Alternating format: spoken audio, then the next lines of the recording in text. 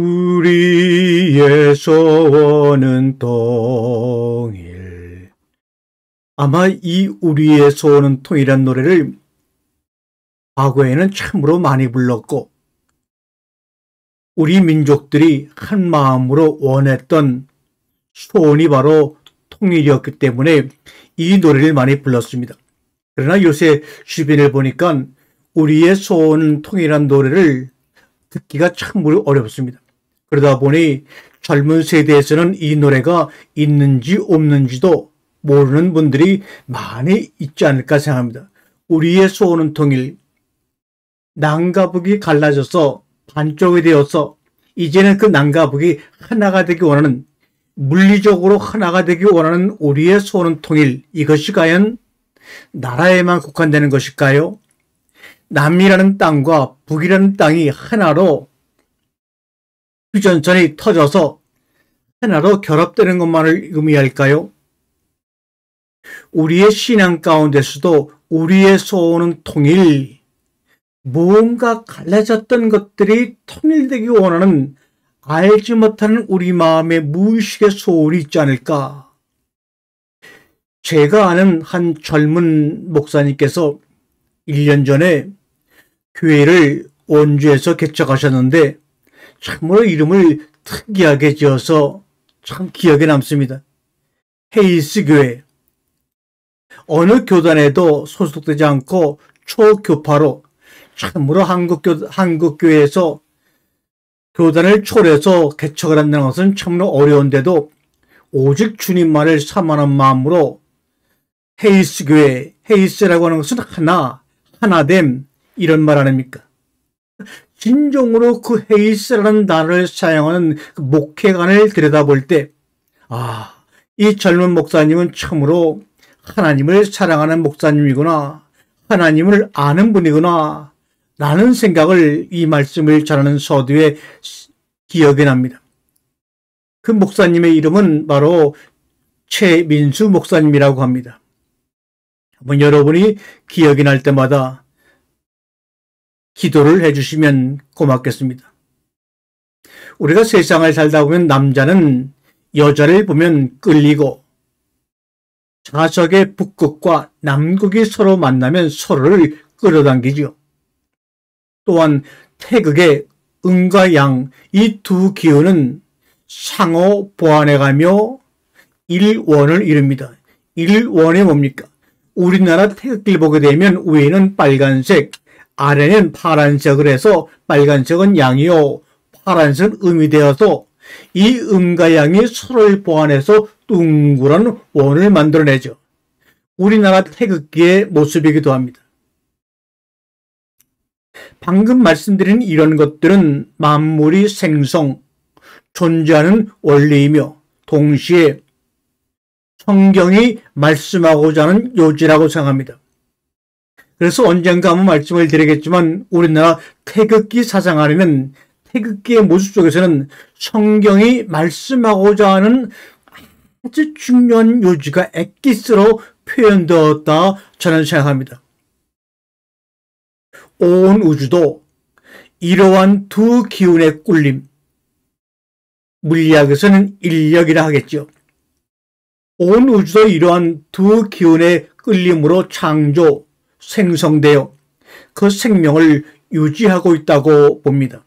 그러므로 우주의 형상인 우리네 인간의 생명도 그 법칙에서 벗어나지 못합니다.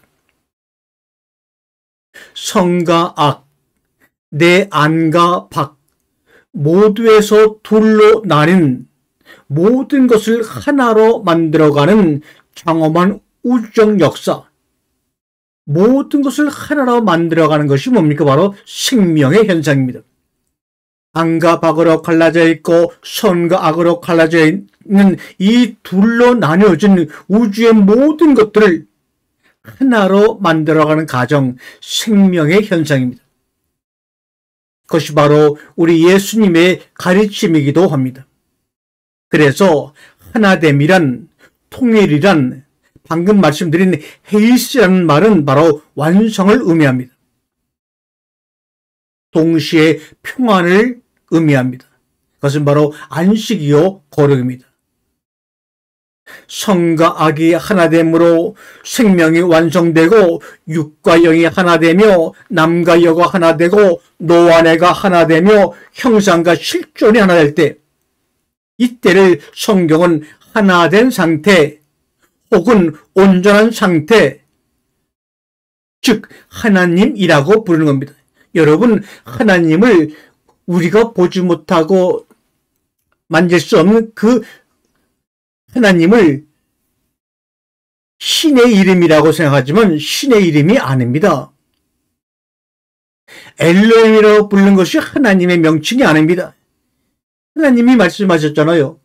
에웰 아셸 에웰, 나는 스스로 있는 자야, 이렇게 말씀하셨는데 거기다가 어떤 이름을 붙인다 한들 하나님의 이름이 될 수가 없습니다. 하나님이란 말은 하나라는, 하나되고 온전한 상태, 이 하나라는 그 단어에다가 임이라는 조사를 붙여서 하나님이라고 불리는 겁니다. 다시 한번 말씀을 드립니다. 성각이 하나 되고 육과 영이 하나 되며 남과 여가 하나 되고 노와 내가 하나 되며 형상과 실존이 하나 될 때를 성경은 하나된 상태 혹은 온전한 상태 혹은 헬스, 이것을 몽땅 하나님이라고 부르는 것입니다. 하나로 온전한 상태, 우리가 불교적인 표현으로 말한다면 무라고도 합니다. 나뉘었던 것들이 하나로 되었을 때에는 하나, 둘, 셋이라는 수량적 개념 자체가 무익하기에 그렇습니다. 그저 그렇게 존재함, 에웰, 아셸, 에웰, 헬라어로는 에고에임이 스스로 있는 자, 이것을 바로 무라고 하는 것입니다. 개개인의 사연과 배경과 과거와 현재가 어떠한 모습이든지 간에 우리 모두는 바로 그 표대를 향해 열심히 다름질해야 하는 것입니다. 우리가 시간을 말할진데 현재는 지난 날이 쌓여 이루어진 실존의 태정물이며 미래는 현재가 이끌어가는 현상입니다. 오늘은 과거의 날들로 인해 존재하며 미래는 바로 오늘을 통해 존재하게 됩니다. 역으로 과거의 날들은 오늘의 실존으로 인해 비로소 완성이 되며 오늘의 모습은 다가오는 날들을 통해 완성이 됩니다. 이렇듯 그 실존을 자각하고 살아가는 자들에게는 과거나 미래에 대한 개념 없이 그저 영혼을 살아가게 되는 것입니다. 바로 성경에서 영혼이라는 의미가 바로 그렇습니다. 우리가 영혼이 산다 하는 것, 죽지 않고 영혼이 산다고 하는 의미도 바로 그렇습니다. 그러므로 영혼이란 또 다른 표현으로 말씀을 드리면 시간의 하나됨, 시간의 에고에임이 나는 나야입니다. 그러하니 우리의 소원은 통일, 꿈에도 소원은 통일이 될 수밖에 없지 않겠습니까? 성과 악이 생명으로 덮여 하나가 되는 나라, 위대한 대한민국 아니겠습니까?